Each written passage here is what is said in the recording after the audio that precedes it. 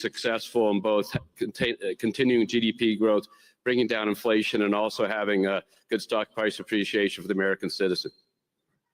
Well, I think it's going to actually bring down inflation.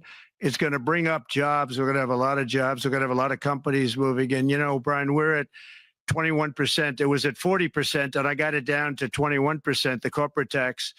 And it was actually, if you look at state and city, it was in many cases much higher than 40%. I got it down to 21%.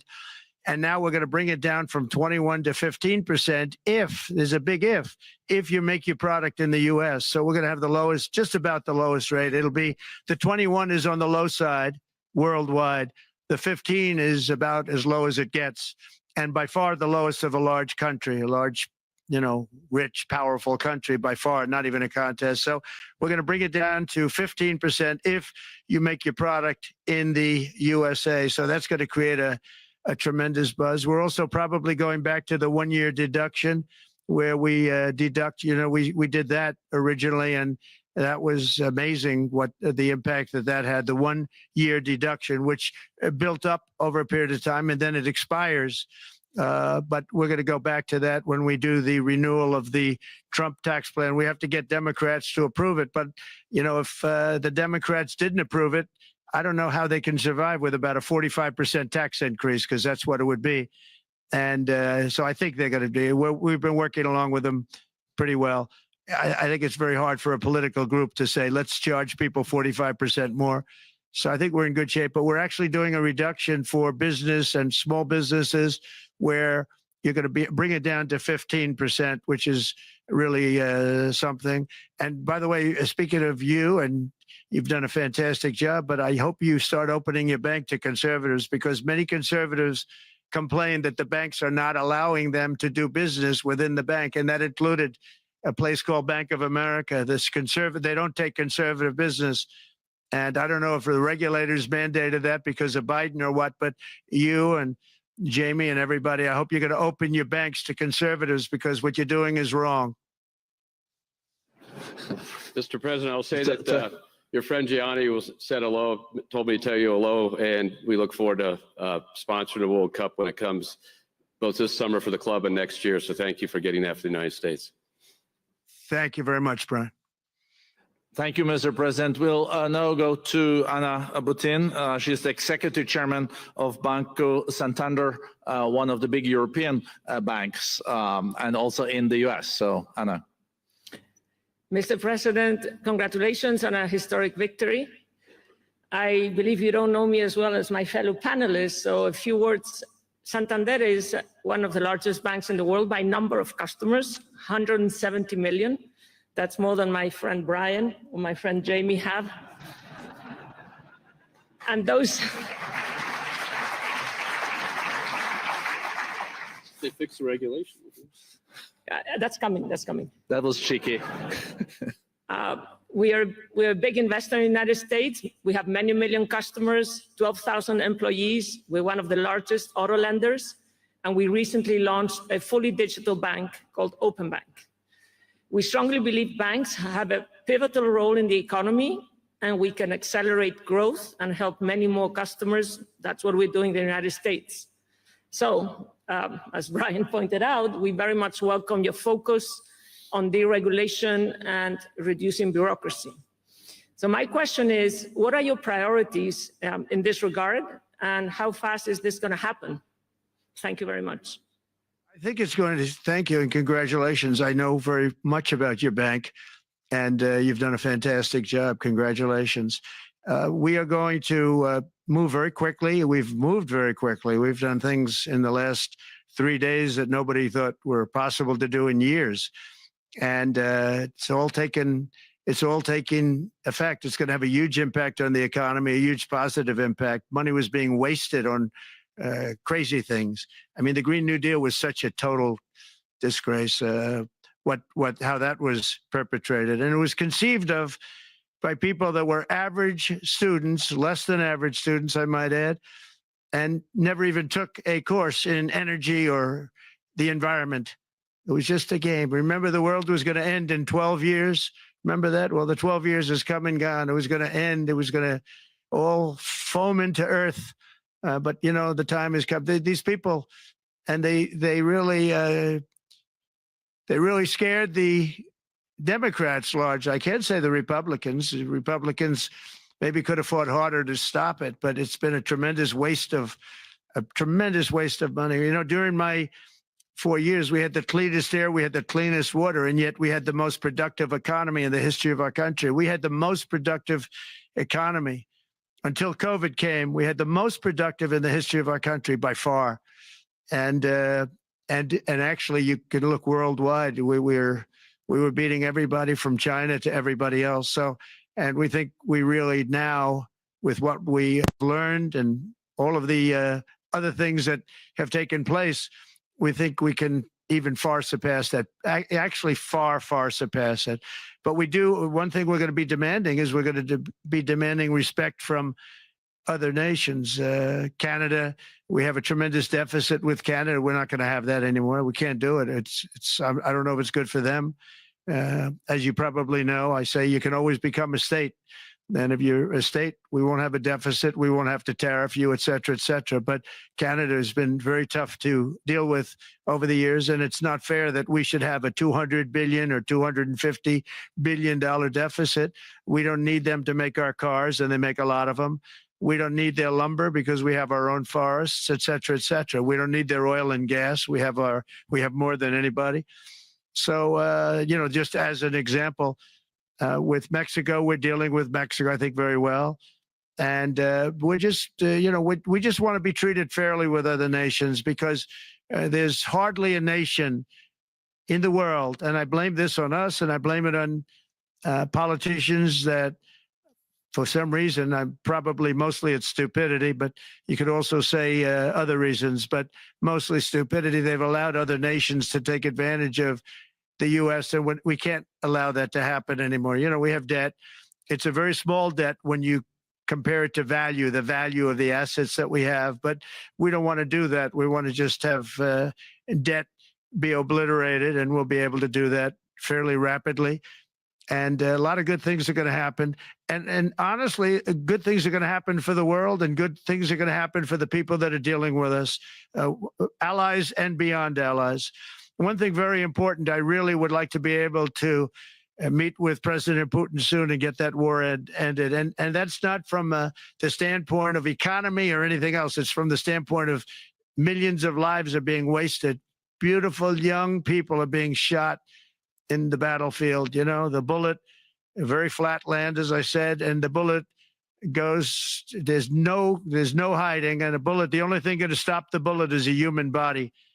And you have to see, I've seen pictures of what's taken place. It's a carnage, and we really have to stop that war. That war is horrible.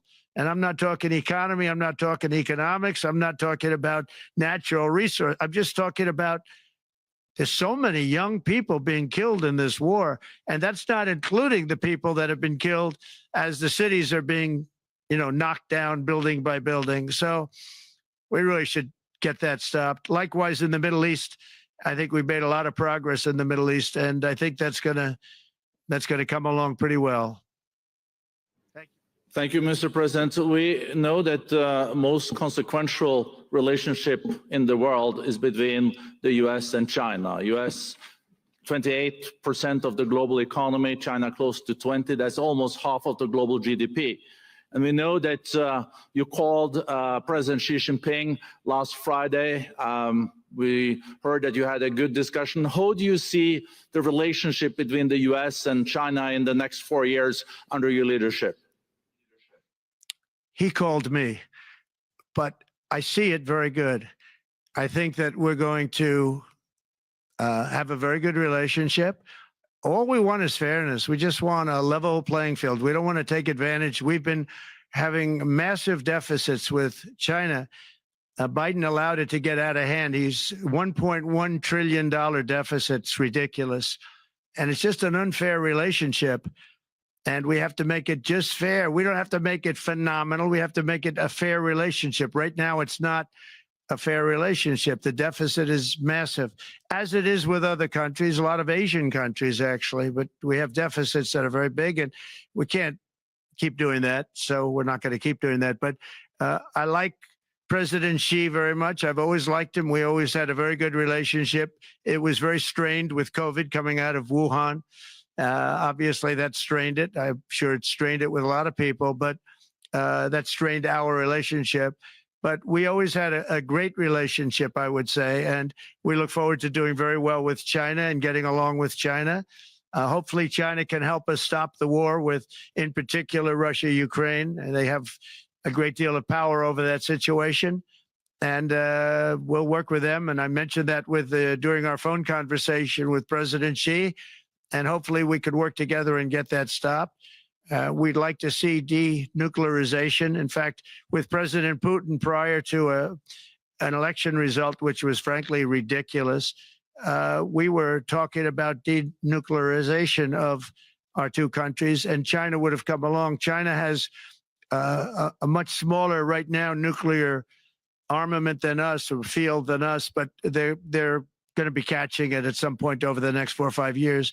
And I will tell you that President Putin really liked the idea of cutting way back on nuclear. And I think the rest of the world, we would have gotten them to follow.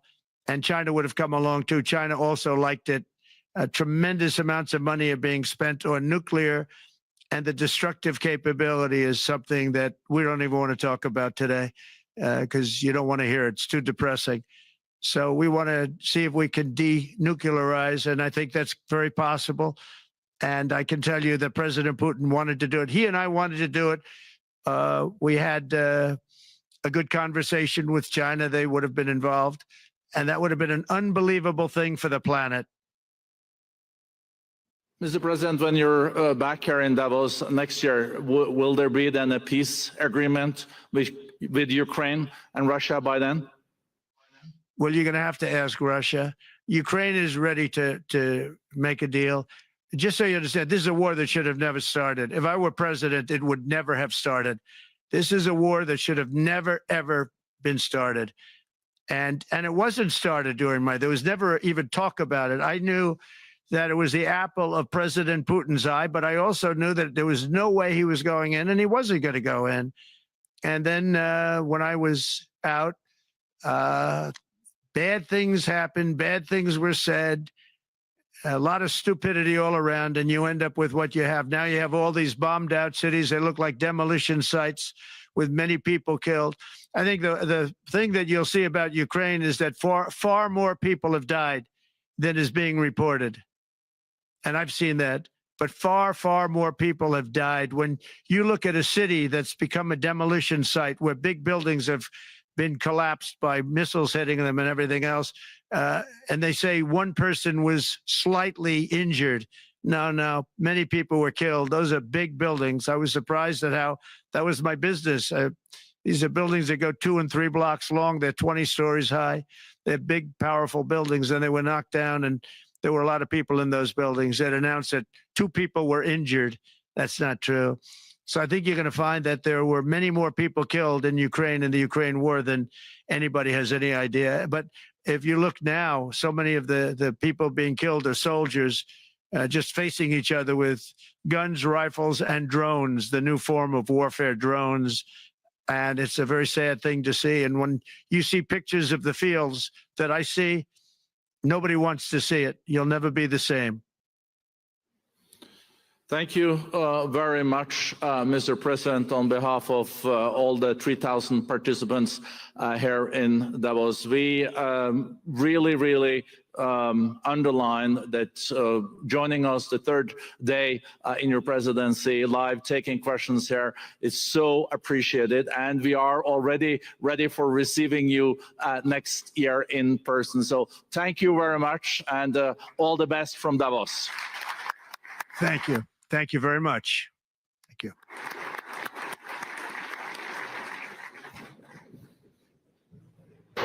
Sorry, I have to say that on the iPad.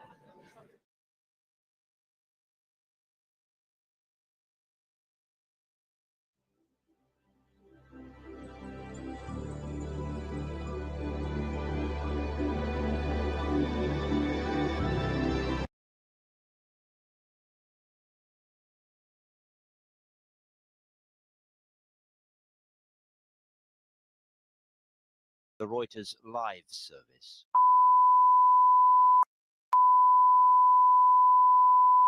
This is the primary audio circuit for the Reuters live service.